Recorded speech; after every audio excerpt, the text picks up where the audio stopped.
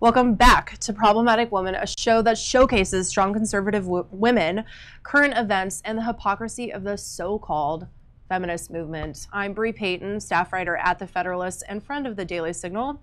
And I'm Kelsey Harkness, a reporter with the Daily Signal. Today we have quite an exciting show for you, kicking it off with OkCupid weeding out conservatives. We're going to talk about New York Fashion Week and all the crazy happenings that happened there. Of course, we're going to play our favorite game, Real or Fake News, where today I'm going to be guessing the headlines of whether or not they are real or fake. And of course, we are going to crown our Problematic Woman of the Week. But first, the segment called That Happened, where we highlight some of the few crazy happenings of the week. And this week, we have in the spotlight... We got to talk about OkCupid, the dating app, which has created a new way to filter out conservatives. Starting on Wednesday, the dating app is going to weed out, ask users questions along the lines of, should the government defund Planned Parenthood? And if the user says no, then they will be awarded with a badge on their profile that reads, I stand with Planned Parenthood. And this badge is going to be prominently displayed on the user's profile. So let's talk about all of this. First of all, we have to talk about how similar the language of that is to the Hyde Amendment, right? They're basically saying, do you support Hyde? And if you say no, then you get the I stand with Planned Parenthood badge. And if you say yes, then oops, you're off to the dating app gulag, apparently.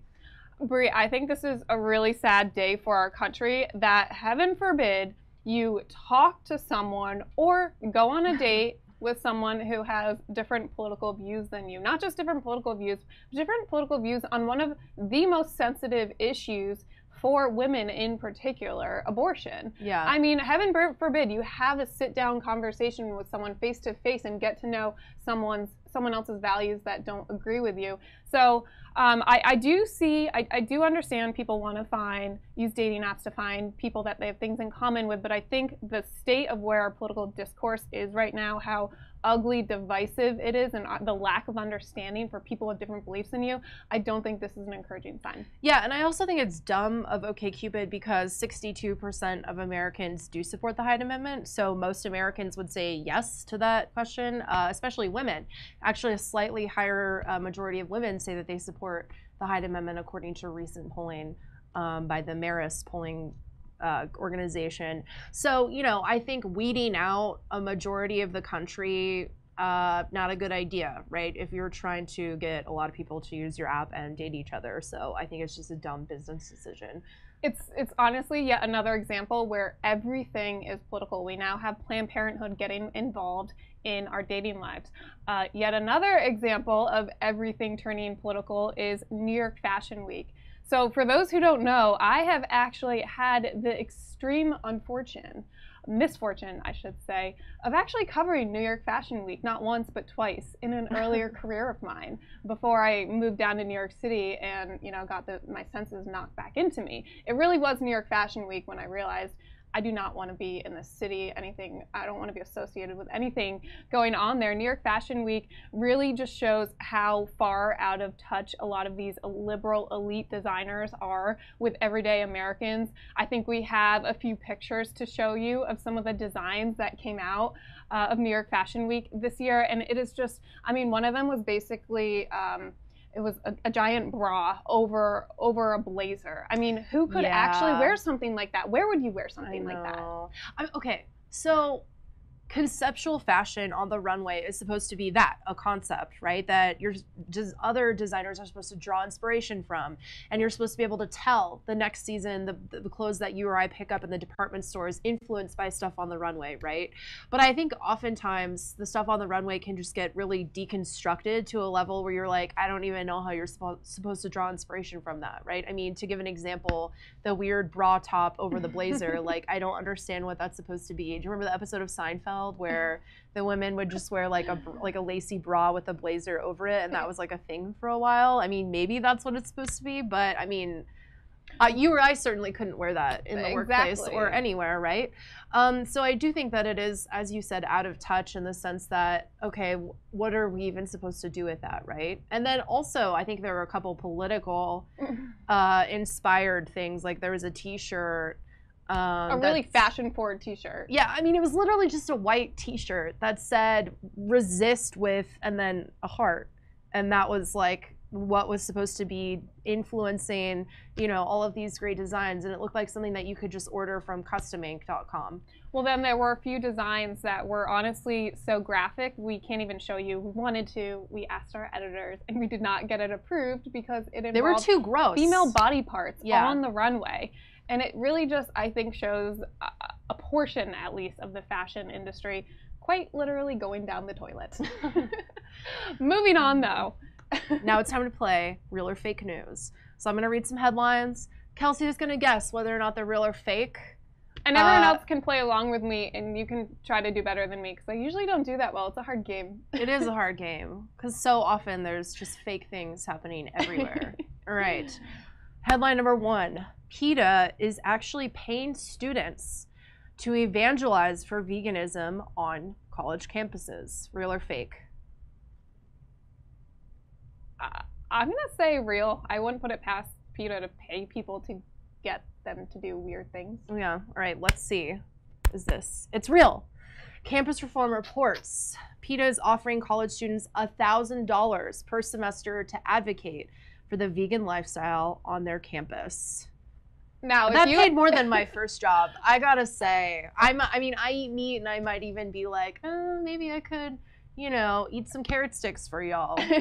If you had asked me to guess how much money they were actually being paid to do this, to advocate on behalf of PETA, I would have put it around $30. So that certainly blows my mind. But hey, that is real news, folks.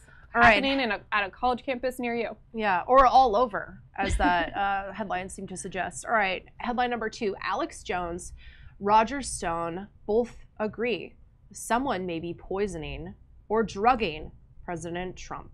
Real or fake? I know these two have crazy conspiracy theories, but I'm going to pray this is fake. So this is actually real, 100% real. So, yeah. Alex Jones suggested that he might be drugged, and that's why he's kind of working with Chuck and Nancy and doing these other interesting things. Yeah, so, I mean, can't put it past him. All right, headline number 3. Long-term hope or short-term bust? Why Trump's new communications director won't last more than 2 weeks. Real or fake? I'm sure this is real. This one is actually fake. But this is something that, you know, that we always are reading headlines about how so-and-so's going to be gone, so-and-so's going to be gone, right? So, I mean, it did seem a little weird. Well, we're actually going to get to hope later, so stay tuned for that. Yeah. Okay. Headline number 4. Century-old Francis Scott Key Monument defaced with racist anthem in Baltimore. Real or fake? Well, I saw some really crazy things going on at the UVA campus with Jefferson monuments. Right. I think you all should check that out. Which is crazy because he founded the school. I know. So disrespectful. So I'm going to say real. It's real. Washington Examiner reports that this is going on, sadly, in Baltimore. All right. Last headline. Literally, it just says, "Help, I can't stop hooking up with Trump supporters." Real or fake? This is real. It's real. So a writer for Glamour wrote this expose column about how she can't help herself from dating Donald Trump supporters. And it's kind of this weird cycle of self-loathing where she hates them, she hates that she's dating them, but she can't resist. She can't resist, which is actually the real irony of this situation, because that's all they're trying to do, resisting. But I actually think that gets into an interesting question of, you know, I think people like this girl who claim to hate Trump so much actually are so curious, because I bet you she has never actually tried to understand Trump or the people who support Trump. So then when you get up close and personal to one, you actually are very curious about them. And I kind of understand it. Yeah, it's like an albino I think it will maybe be good for her. To her, in her perspective. You know, it's like this weird mystical thing. All right, up next, we are going to crown our Problematic Woman of the Week, where we like to pick a woman who is being problematic, aka not buying into the feminist agenda, and is maybe taking a little bit of heat about it. Kelsey, you had some thoughts about Hope Hicks being named the new White House Communications Director, so let's watch. This week, Hope Hicks became Communications Director for President Donald Trump, joining Press Secretary Sarah Huckabee Sanders to make the first female-led White House communications team in history. Naturally, this was celebrated in every major female-oriented publication. Just kidding. The announcement came in the form of a promotion for Hicks, who has been serving as interim communications director since Anthony Scaramucci's dramatic departure. The 28-year-old from Greenwich, Connecticut keeps a uniquely low profile and is thought to be one of Trump's most loyal and trusted advisors. In addition to Hicks, the White House also announced Mercedes Schlapp, a senior strategic communications advisor. To be clear, I didn't expect Elle, Vogue, Cosmopolitan, and the rest of these women's magazines to celebrate Hicks or any other woman in the White House for their politics. In fact, these magazines have made it pretty clear where they stand on Donald Trump's presidency. But I do expect these female magazines to celebrate the fact that another young woman has climbed to the top in her field, in the White House, no less. This is a perfect example of the problem that Sheryl Sandberg and so many others attempt to highlight. The problem with women's equality isn't that women can't get jobs, it's that they're underrepresented as they work their way up the career ladder. We can debate why that is for years to come, whether it's because they leave the workforce earlier than men, whether it's because of the type of industries that they choose to go into, what they actually want out of their careers, or whether it's because they're actually being treated unfairly. But the reality is, women lag in leadership roles, and the White House is doing its part to change that. Putting aside the politics involved, you'd think the President of the United States choosing women to lead his communications team would be a big deal for female-focused publications, particularly when it comes from a man that they so often paint as a misogynist. But of course, these female magazines are silent, showing once again that accomplishments for women, by women, only count if you're a Democrat. We, on the other hand, think it's pretty awesome and would like to recognize Hicks, Sanders, and all the other women in the White House for setting an example for young girls and women that they can lead and inspire from inside the nation's most important office.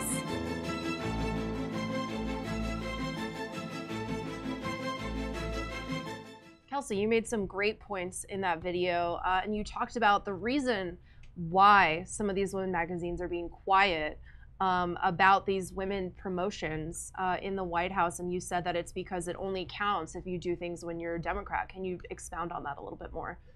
Yeah, well, I think it's interesting because usually when we crown problematic women, it's these feminist writers basically attempting to take down women on the right, and it's very difficult and inconvenient for them to do so because you have women like Hope Hicks who are rising to the top in her field, and of course they don't like her politics, so how do they figure out how to criticize her without sounding completely hypocritical for claiming to be a feminist who want to see women rise to the top in their field?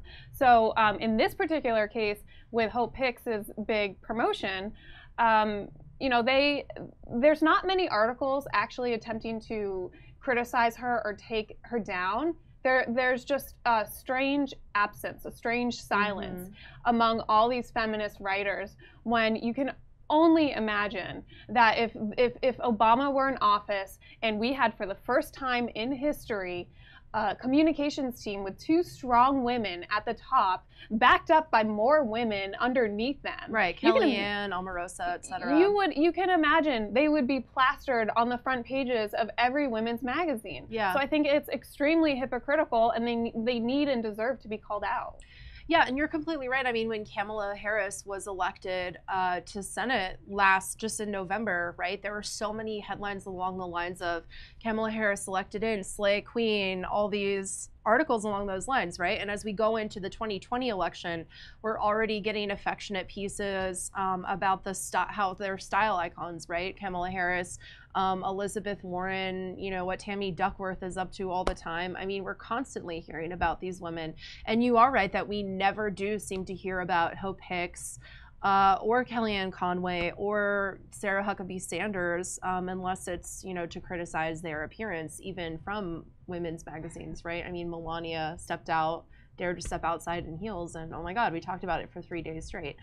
So yeah, I do think that you're completely right that there is a discrepancy, and if you have the wrong political views, then your accomplishments are not going to be rewarded by, you know, long glowing profiles in Glamour or in Vanity Fair, or if you do rise to the top and you happen to have a certain hair color, then there's going to be some pretty interesting headlines coming out just talking about your hair. Well, on that front, Hope Hicks does not have blonde privilege, which is actually a thing that we've talked about on this show. Neither does Sarah Huckabee Sanders. Neither of them do. But Hope Hicks definitely presents a uniquely inconvenient challenge for the feminists because she also doesn't speak publicly, do many interviews, so we really don't know too much about her, but I think that kind of speaks to her integrity in the role. And I usually don't like making predictions when it comes to politics, but I am going to predict that she's going to be around. She is a trusted, loyal advisor to President Trump, and I think what we know thus far into his presidency, that it's really important to have people who we trust in his ear. And so I hope this will bring some stability into the communications shop. And I do think that we all should be, we all should be recognizing the White House for doing its part to put women in power. I mean, in charge of the communications, the entire narrative to the American people. This is a big deal. Yeah. And I mean, she's been there from the beginning, right? From 2015 when he rode down the escalator, Hope Hicks was there taking our questions, right? In the media, we would email her all the time. And I remember one of the very first pieces on her to ever come out 2 years ago, and I think still it's one of the only ever profiles of her.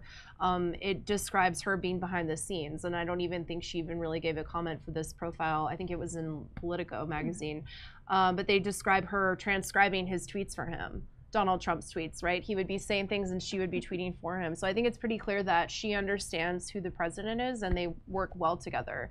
And I think the fact that she is quiet and doesn't try to make it all about herself indicates that she's in this for the right reasons, as we like to say when talking about The Bachelor. Well, let us all know what you think. If you think Hope Hicks is problematic, or maybe you have an idea for a future problematic woman of the week for our shows. We do this show every week. We take suggestions. So we would love to hear your feedback. But on that note, we are going to sign off. So thank you so much for tuning in. My name is Kelsey Harkness. I am a reporter with the Daily Signal. You can follow me on Twitter at Kelsey J. Harkness. And I'm Bree Payton, staff writer at The Federalist, friend of the Daily Signal. You can follow me on Twitter at Bree_Payton, and you can read all of my stuff over at thefederalist.com. We always like to leave you with a fun video, since it is Thursday afternoon, headed into the weekend, almost Friday. So this week we're going to leave you with a Prager University video from Ben Shapiro. It's an oldie, but a goodie, and we're going to show it to you in honor of all of the triggering that he's doing at UC Berkeley tonight. Vanderbilt University, November 2015. 200 students rise up to protest the white privilege and microaggressions of the racist, bigoted Vanderbilt administration. The protesters don't offer any specific examples of discrimination, but that doesn't matter. What matters is that they feel victimized. The next day, a bag of dog poop shows up at the front door of the university's Black Cultural Center. All hell breaks loose. Full of righteous indignation, student activist groups rush to Facebook to denounce the racist act. The police investigate. They quickly find the person responsible, but nobody is arrested. You know why? Because it turns out that the bag of excrement wasn't a racist attack. It was left by a blind girl with a service dog. She couldn't find a trash can, so, wanting to do the responsible thing, she left the bag outside the door of a nearby building, knowing a janitor would pick it up and throw it away.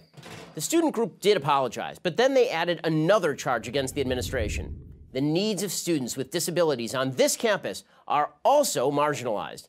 Seriously, this is not a joke. On the college campus today, feelings rule facts and victims are heroes. According to the left, all inequality in America is due to victimization. They start by claiming that all non-white people in America are victims of white privilege. Then come women. They're all victims of the patriarchy. Then come gays and lesbians and the transgendered. They're all victims of our heteronormative and homophobic society. But what if you haven't actually been victimized by anybody? That doesn't matter. To the left, so long as you feel victimized, you're a victim. Even if you have never actually experienced discrimination, you've surely been targeted by microaggressions. You know, nasty little words and phrases that weren't meant to be insults, but just are. If somebody asks you, where are you from, that's considered a xenophobic microaggression. They're implying that you are a foreigner. If a man holds open a door for a woman, which, by the way, you're supposed to do, that's a sexist microaggression because he's treating her like she's a helpless female. Of course, he's also treating her like she's a woman. But how would he know? And heaven forbid anybody address you by your biologically accurate pronoun. What if she identifies as a man? In short, everyone's a victim, except, of course, straight white males. Also, anybody who dares to disagree with the left. If you're guilty of either of those crimes, you must be confronted, even if doing so requires actual aggression, like, say, a riot.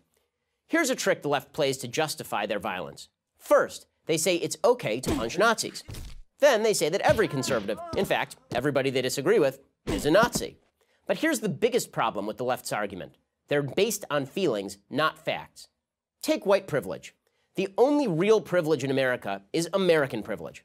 Everybody in America has it, more than citizens of any other country in the world, the privilege to make your own decisions and live the life you choose. According to the liberal Brookings Institution, if you make just these 3 decisions, you'll do fine. And with drive and ambition, you'll probably do better than fine. First, finish high school. Second, don't have babies before you're married. Third, hold down a job. If you do these 3 things, you'll be on your way to the privilege of middle-class life, regardless of race, ethnicity, sexual orientation, or gender. Also, there's no patriarchy. Women already make up the majority of college graduates. According to Time magazine, young single women without kids already earn more than their male counterparts. Oh, and gay and lesbian couples, they earn more than their straight counterparts too. These are facts, and facts don't care about your feelings. Neither will your employer if you get a job after you leave school. The moment you graduate, reality is going to hit you like a truck. People who give you a paycheck expect you to produce.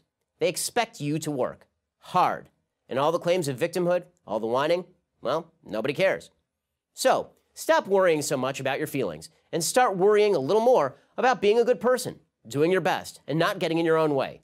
If you don't, the only thing you'll be a victim of is yourself. I'm Ben Shapiro, editor of the Daily Wire for Prager University. To keep these videos free, click here.